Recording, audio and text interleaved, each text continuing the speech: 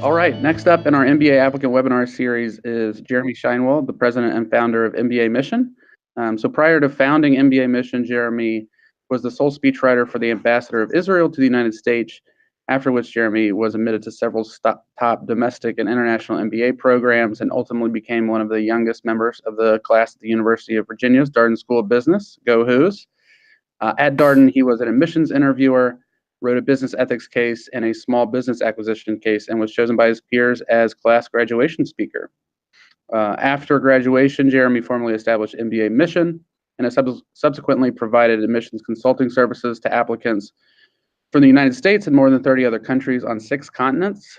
Jeremy is also a past member of the board of directors of the Association of International Graduate Admissions Consultants, and he is frequently quoted in major media outlets, including Bloomberg Businessweek, The Wall Street Journal, and U.S. News and World Report. And with that, we are extremely happy to have you here today, Jeremy. Thank you so much for taking time to chat with us. Thank you. It's my pleasure. So, Jeremy, we're going to jump right into the questions here. And our audience, as you know, for this webinar series is primarily folks who are applying to or considering to apply to or have recently applied to graduate business programs. And we're going to go through these questions sort of in a chronological order. So for our first question, focusing on people who are still researching schools and applying, how can those folks be sure that their target list contains the right set of schools? And related to that, what are some of the important criteria to consider that might get overlooked by some applicants when thinking about where to apply? Right. Okay, well, I think there's a tendency, because of the pressure that people face in terms of prestige and rankings, there's a tendency for people to place too much value on rankings and to place not even close to enough value on issues of fit with the structure of the program, the pedagogy, even simple things like location, class size, etc. So rankings they come and go. When I applied to Darden was number 9. Today, I don't know, maybe it's number 14. I have no idea, actually. I try not to pay attention to rankings because rankings come and go. Crazy aside here, I often joke that, if everyone just obeyed rankings, then everyone in the world would be living in Scandinavia, because the Scandinavian countries are consistently the number 1 place to live. But we all don't get up and immigrate on the basis of rankings, because rankings are inherently a simplification of something that is otherwise complex, right? And so you have complex needs as an individual in terms of where you live, and you have complex needs as an applicant in terms of where you are going to go to school. What are, going past the rankings there, what are those complexities? Well, think about, say, a simple factor like structure of the program. So you have a program like Harvard, where your entire program is fixed in the first year, versus a program like Chicago, where it's flexible from day 1. Those are very, very significant factors in the design of the experience. At Chicago, you get to choose from day 1. You can, I suppose, specialize early. On the other hand, you are going to have a consistent, new, flow of individuals into your life. And, Zach and I, if we were in Chicago, we might hit it off in day 1, and we may never be in the same class again. So socially, it might be a little bit different for us. Whereas at Harvard, if we're in the same cohort, boom, we're there every day. Now, maybe Zach and I don't like each other. We don't want to see each other every day. I don't know. I like Zach. But the point is that, these elements, and that's just one element, these elements of your experience really, really dramatically affect you. And I could go through other elements, the nature of location can affect your experience. So there's a big difference between being at Dartmouth Tuck, which has, is in a beautiful, college town nestled in the mountains in the Northeast, versus being at NYU, which is in the Village in New York.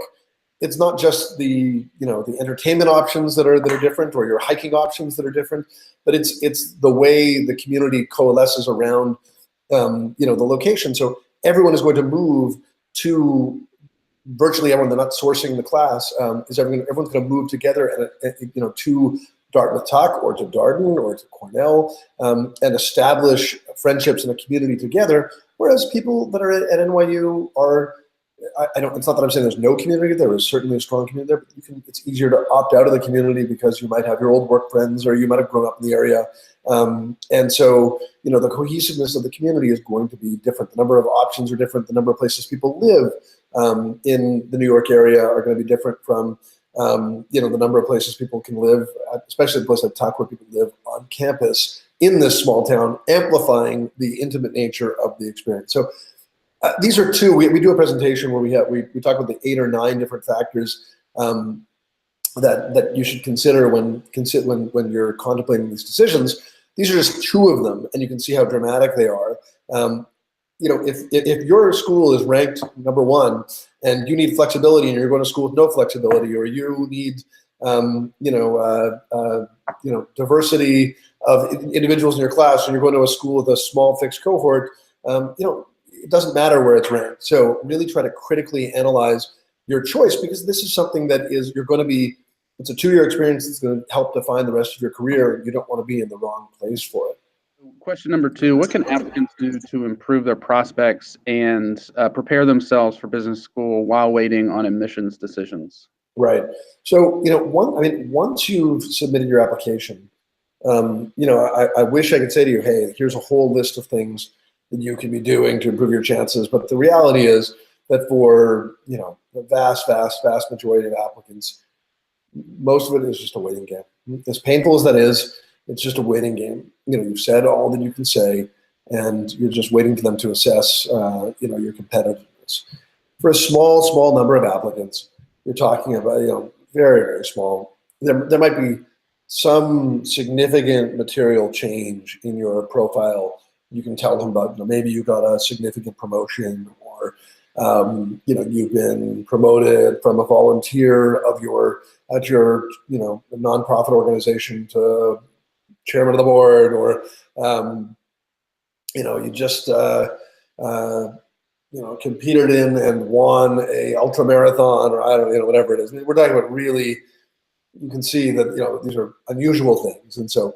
If there's really truly a material change in your candidacy, you can let them know. At some schools, if you've gone out of your way, you live in Seattle and you've gone out of your way to go to visit Cornell, you might drop them a note and just sort of say, hey, following up, I finally finished my consulting project that was so all-encompassing that I couldn't visit before I applied. But the first thing I did upon completion of it was, pack my bags and go to Ithaca.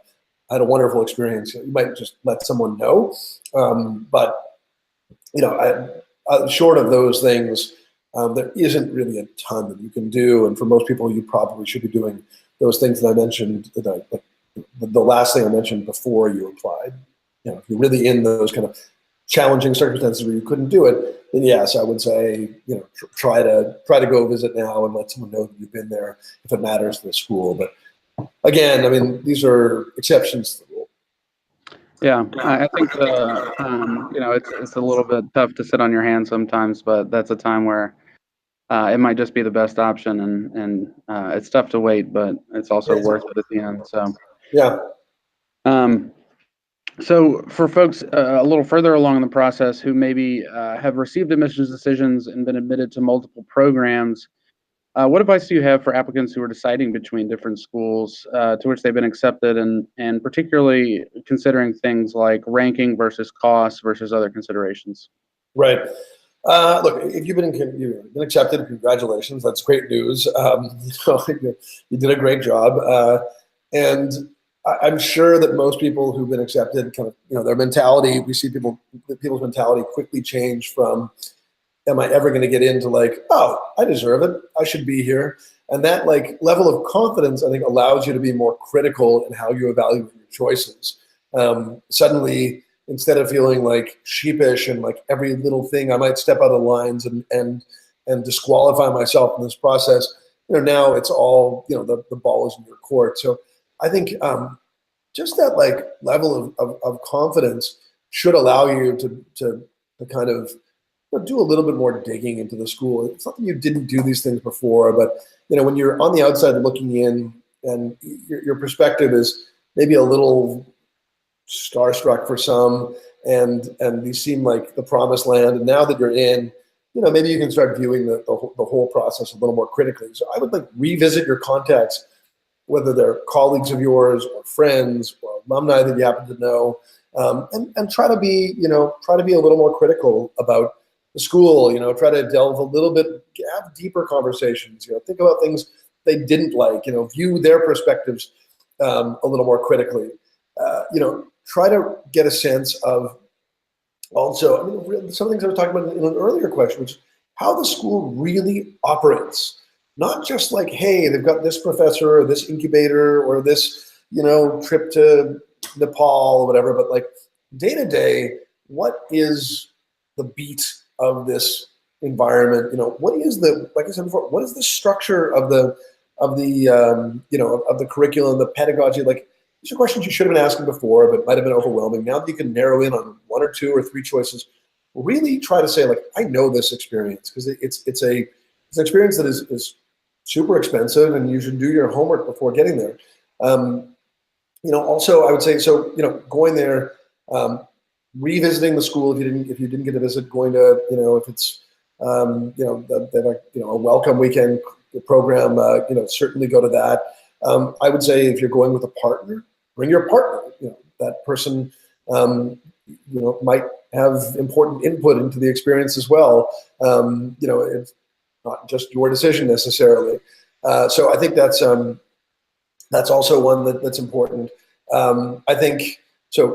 Visiting again. I think getting in touch with the, again, hopefully you've done a little bit of this, but career services, learning about the recruiters in your field. If you're looking at different schools and different options, trying to figure out which one's stronger in your area, the kind of resources that are available to help you get the job you want. And this is still the outcome you still want is that career advancement. I think that's important. And I think also, at the end of the day, there may be a financial concern for you. School's expensive. Trying to potentially, politely, diplomatically, there's nothing wrong with trying to leverage one school off the other. Leverage, maybe it sounds like it's a dirty word, but it's not. And try to say, look, I've got two schools I'm choosing from. Is there anything you can do to make this an easier decision for me financially? Finances are important to me. Or to say, I've got money at Michigan Ross. These are two equal choices for me. I've got $15,000. Is there anything that Duke can do for me to make this an equal choice? There's nothing wrong with that as long as you do it in a way that's fair, honest, transparent. Don't embellish. That'd be a terrible, terrible mistake to make. I think there are other ways to get into a deeper level of experience with the schools now that you're focusing on one instead of researching 10 at a time and trying to quickly, knock out your applications, do your work, maintain your social life, do your extracurricular activities. Now that you can just focus on evaluating, really do that extra level of evaluation. Yeah, I think that I think there was a lot of good advice in there, but I particularly like that bit about how your perspective changes. I sort of remember that. Yeah. You certainly come in with a lot more confidence, and I think it allows you to look at the decision very differently. So I think that's. Yeah, think about it. You're looking from the inside out instead of the outside in. Right, they want you, right? That's yes. a whole different thing. So for candidates in a slightly different situation, question 4: do you have advice or best practices for candidates who are on wait lists, and particularly maybe those who have been waitlisted at a higher, more desirable school, but were accepted at one of their safety schools, for instance? Right. Yeah, wait lists are they're not a lot of fun. You gotta have a little bit of empathy for anyone on a wait list. I think the important thing is to try and maintain your perspective and say, hey, look, this is as much as I feel a little helpless, this is actually an indication that they don't want to lose the option to accept me, and that they considered me to be a competitive applicant and would accept me into the class if there was room. They don't put people on the wait list. They don't know. They have no grudge against you. They don't put you on the wait list to try to, toy with your emotions or, give you false hope. If they really felt like you were a hopeless case, you wouldn't be on the wait list. So trying to see the glasses half full is important. Some schools will, will say, hey, like we'll maintain open lines of communication with you, and and we want to be in touch with you and keep us posted. And others will say, don't call us, we'll call you. Our feelings have changed a little bit as late. We say if they say don't call us, we'll call you, then really don't call them. But now I think over the years we've had some success with people still gently prodding schools that say don't call us, we'll call you. Harvard recently actually sent out an email to those on the wait list saying stop sending us. They didn't say stop, but they said we're getting a lot of third-party letters vouching for applicants on the wait list, and it's not necessary to write them. I think they were just getting so many that it was just a flood, and they couldn't do anything with them. So it's not a campaign. But again, if there are material changes or aspects maybe that you can make material, they're not earth-shattering, but they're still relevant. You visited the program again, or you were in touch with alumni. You can somehow create a bit of a narrative around how you're continuing to discover the program or develop yourself. Then maybe you give a small update or two to schools that are not don't want that much communication. For the schools that do, try to do something on a monthly basis, whether it's updating them on who you've gotten to know in the program, in the alumni community, how you've continued to advance in your career, how do you continue to develop your goals or work towards those goals, achieve some of those goals, where you've been in your community and your personal life. It shouldn't be, I think I said to Zach in another question, it shouldn't be like it's a leafleting campaign where you're constantly, dropping things to their door. But being thoughtful, tactical, making sure that you have a few communications that count. And you have to think about it like the admissions officer, where if they're looking at they're human beings. If they're looking at 100 people, and they really know 5 names, and they don't know 95, those 95 are at a disadvantage. If they're able to say, well, these 2 guys here, we got this guy Jeremy, who we've never heard from, but this Zach guy has shown up, and he's been here twice, and he has been in touch with alumni in his area, and he's learning things from them, and he's really showing he understands more about. They'll accept Zach. It's just human nature. So trying to be thoughtful without overwhelming the admissions committee. I often talk about a dating analogy. When you're on the wait list, they've kind of had a good first date with you, and you're not going to follow up by calling them every day thereafter until they call you back. You're going to maybe call them once, then you'll see what they say. Maybe you'll wait a while, call them again. Hope that they'll call you back at some point, right? So let's hope they accept that second or third date from you. That second date is, hey, you're still on the wait list, or you're in. That third date is, hey, you're still on the wait list. You're in. Can I drop my dating analogy now? But that's kind of the spirit of it. You don't want to just keep going and going and going. You're not going to get in on the basis of volume. You're going to get on the basis of quality. Yeah, I mean, I think that's a good way to think about it, and particularly remembering that the people in the admissions office are human beings and have limits and react in a normal way, just like somebody that you might ask on a date. So I think that analogy works well, and I appreciate you casting me as the hero in that particular hypothetical. Cool. Well, we have one more question for you, Jeremy. And this focuses on sort of the last stage of the process before matriculation. So for applicants or I guess students now who have decided on a school and submitted their deposit, what can they do to prepare themselves during the months leading up to the start of their first year? And is there any sort of other general advice that you would share with incoming MBAs to make the most of their business school experience? Right.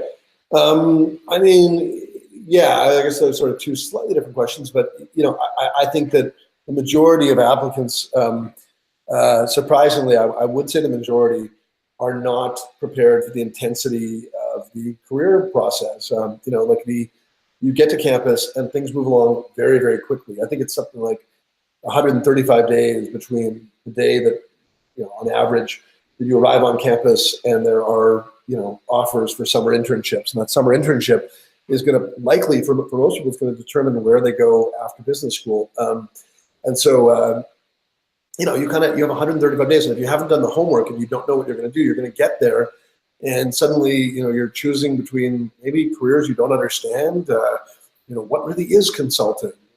What does it mean to join a startup or a tech company? Like that's an industry is tech. It's not a job. I'm not going to go there and be a tech guy. I'm going to go there and be in marketing or product management, whatever. So, or finance or any other function within the tech firm. So I think people have a tendency not to critically evaluate or to go with trends, and those trends, can go against you at times. The people who just kind of did backflips in 2007 to convince themselves that they wanted to be in finance, and the financial world fell apart. So you have to sort of, I think, people being critical, thinking about themselves, their own needs and motivations, and going there prepared. I know what I want to do. I've developed a bit of a network in this with a couple of employers in this field, which is a hard thing to do starting in August when you get on campus. I know what the interviews are about. Like if you determine in August that when you arrive on campus that you want to go into consulting, and your GMAT score is a 660 and it was enough to get you into business school, it's not enough to get you into consulting. You should have thought about it before you got to campus and retaken the GMAT or some other proxy for that. Now, it's hard to do that when you're starting first year business school. So there's all sorts of prep. I can keep going, but there's all sorts of career prep that you can do before you get there, and most people just don't do it.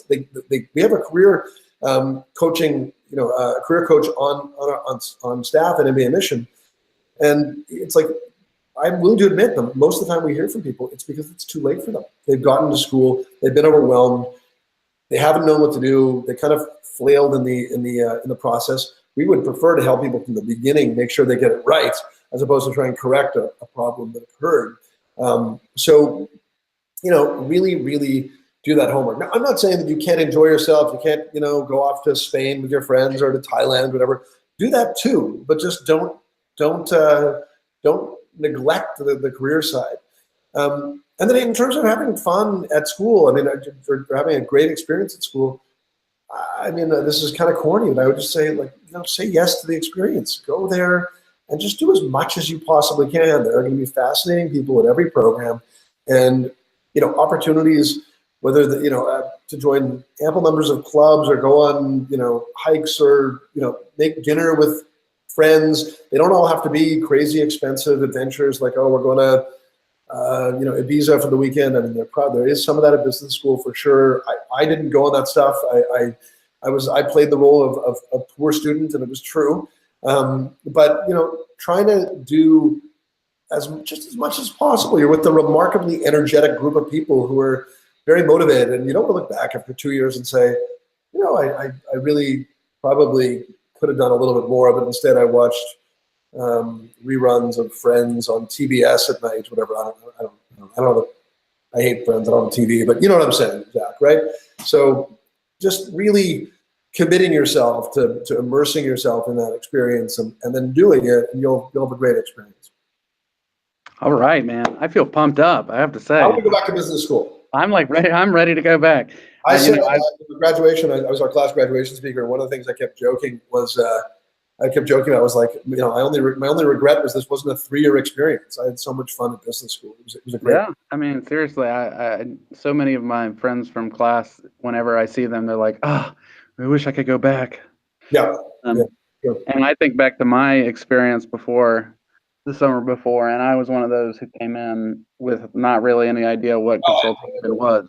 So I did go to Thailand though, and I had a lot of fun. So, but I wish I had done a little more. I wish I had done a little more career prep. So, right. Great advice. Yeah, I ended up in the wrong job because of that. I just did not. I remember being on the camping trip prior to school, and a classmate of mine. I was just saying, so he was an investment banker. And I said to him, so what do you do? And he explained it to me. I was like, I don't get it. Like, why would a company need to hire you to, like, wouldn't they understand the value of their company? Like, why would they need to hire you to tell them what the value? I just didn't understand what it was. Yeah. You know, 6 months later, I was an investment banker. Like, it's, That's pretty funny. and I was the world's worst fit for investment banking, and yet that's what I was doing. So I just didn't know what to do, and I just kind of quickly sized it up and said, "Oh, everyone's going this direction. I better get this. I better jump in here before it's not an option for me." And the worst thing that happened to me was I got the job. So, people don't think critically about these things, and they tend to limit themselves. From the mountaintops, it's like it's like, get ready. It's not just about what everybody else does. That's kind of our thing at Relish. Well, they tend to limit themselves to what's on campus too, which is right. Because there's 50 companies come to campus, and there are thousands of companies in this world. All right, Jeremy, we won't take up any more of your time today, but thank you so much again for doing this again. No problem.